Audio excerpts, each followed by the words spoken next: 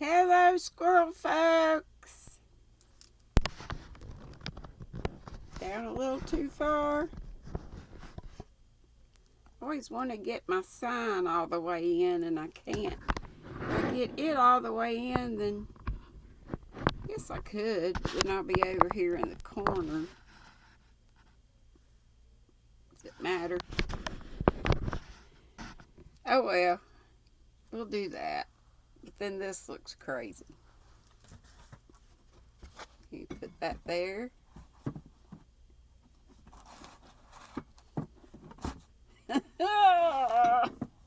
Stuff. Stay put. Oh well. Good morning, y'all. It's Tuesday. Oh no, now I've lost. No, here I am. Back on my Kindle. Just because I need to use it. Anyway, I'm going to try, I think, I may try to do a video. You know, I mentioned doing Wednesday, my live with the making stitch markers. But it would probably be easier just to do a video of it. I don't know. Here I am talking about it in my readings anyway. Chapter 24, Miss Stacy and her pupils get up a concert. It was October again when Anne was ready to go back to school. A glorious October, one of my favorite months. All red and gold with mellow mornings when the valleys, make sure the volume was up, were filled with delicate mists, as if the spirit of autumn had poured them in for the sun to drain. Amethyst, pearl, silver, rose, and smoke blue. The dews were so heavy that the fields glistened like cloth of silver, and there were heaps of rustling leaves in the hollows of many-stemmed woods to run crisply through. The birch path was a canopy of yellow, and the ferns were sere and brown all along it. There was a tang in the very air that inspired the hearts of small maidens tripping, unlike snails, swiftly and willingly to school. And it was jolly to be back again at the little brown desk beside Diana, with Ruby Gillis nodding across the aisle and Carrie Sloane sending up notes, and Julia Bell passing a chew of gum down from the back seat. Anne drew a long breath of happiness as she sharpened her pencil and arranged her picture cards in her desk. Life was certainly very interesting. In the new teacher she found another true and helpful friend. Miss Stacy was a bright, sympathetic young woman with a happy gift of winning and holding the affections of her pupils and bringing out the best that was in them mentally and morally.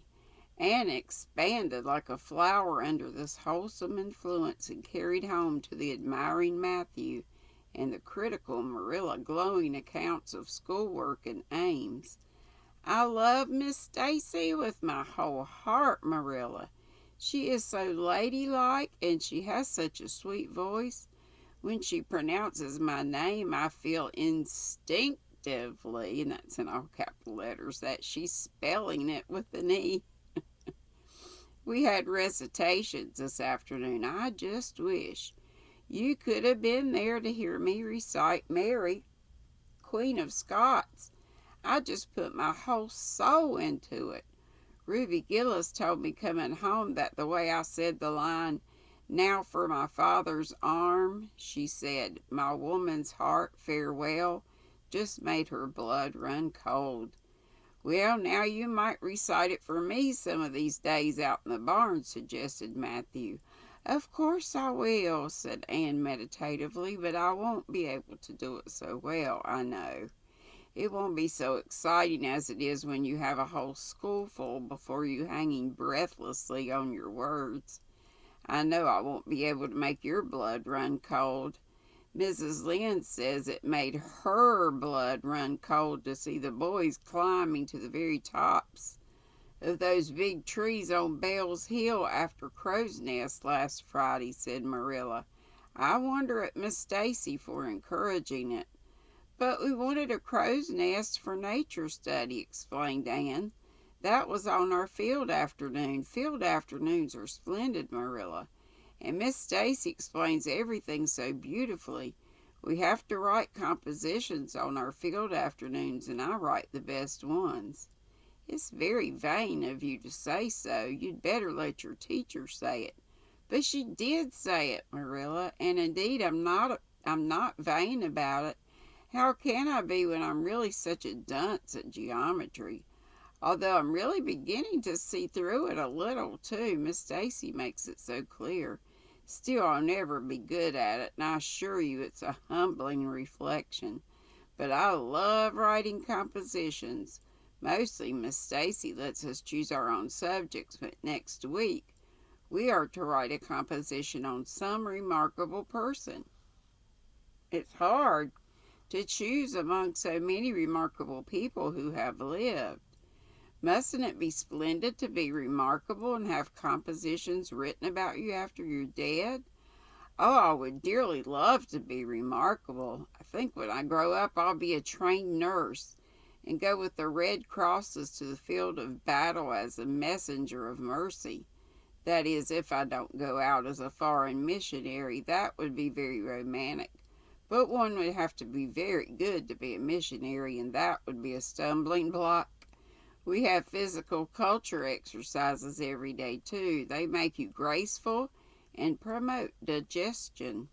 "Promote fiddlesticks," said Marilla, who honestly thought it was all nonsense. But all the field afternoons and recitation Fridays and physical culture contortions paled before a project which Miss Stacy brought forward in November. This was that the scholars of Avonlea School should get up a concert and hold it in the hall on Christmas night for the laudable purpose of helping to pay for a schoolhouse flag. The pupils, one and all, taking graciously this to plan. The preparations for a program were begun at once, and all the excited performers elect, and of all, none was so excited as Anne Shirley, who threw herself into the undertaking, heart and soul, hampered as she was by Marilla's disapproval. Marilla thought it all rank foolishness. "It's just filling your heads up with nonsense and taking time that ought to be put on your lessons," she grumbled. "I don't approve of children's getting up concerts and racing about to practices. It makes them vain and forward and fond of gadding."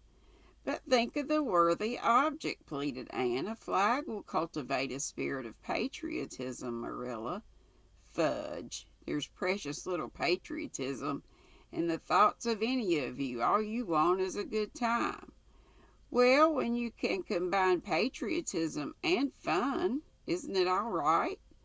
Of course it's real nice to be getting up a concert. We're going to have 6 choruses, and Diana is to sing a solo. I'm in 2 dialogues, the Society for the Suppression of Gossip and the Fairy Queen. The boys are going to have a dialogue too, and I'm to have 2 recitations, Marilla. I just tremble when I think of it, but it's a nice thrilly kind of tremble. And we're to have a tableau at last." Tableau, French. "Faith, Hope, and Charity. Diana and Ruby and I are to be in it. All draped in white with flowing hair. I'm to be Hope, with my hands clasped so, and my eyes uplifted. I'm going to practice my recitations in the garret. Don't be alarmed if you hear me groaning. I have to groan heart-rendingly in one of them, and it's really hard to get up a good artistic groan, Marilla. Josie Pye is sulky because she didn't get that part she wanted in the dialogue. She didn't get the part she wanted in the dialogue. She wanted to be the fairy queen. That would have been ridiculous, for who ever heard of a fairy queen as fat as Josie? Fairy queens must be slender. Jane Andrews is to be the queen, and I am to be one of her maids of honor. Josie says she thinks a red-haired fairy is just as ridiculous as a fat one, but I do not let myself mind what Josie says. I'm to have a wreath of white roses on my hair, and Ruby Gillis is going to lend me her slippers because I haven't any of my own. It's necessary for fairies to have slippers, you know. You couldn't imagine a fairy wearing boots, could you? Especially with copper toes. We are going to decorate the hall with creeping spruce and fir mottos with pink tissue paper roses in them. And we are all to march in 2 by 2 after the audience is seated, while Emma White plays a march on the organ. Oh, Marilla, I know you're not so enthusiastic about it as I am, but don't you hope your little Anne will distinguish herself?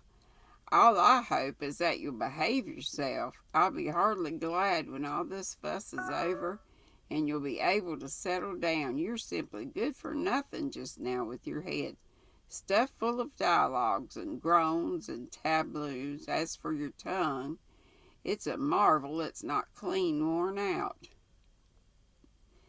Anne sighed and betook herself to the backyard, over which a young new moon was shining through the leafless poplar boughs from an apple-green western sky, and where Matthew was splitting wood, Anne perched herself over with him, sure of an appreciative and sympathetic listener, in this instant at least.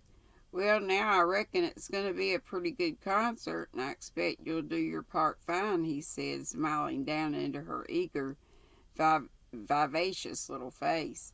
Anne smiled back at him. Those two were the best of friends, and Matthew thanked his lucky stars many a time and oft that he had nothing to do with bringing her up. That was Marilla's exclusive duty.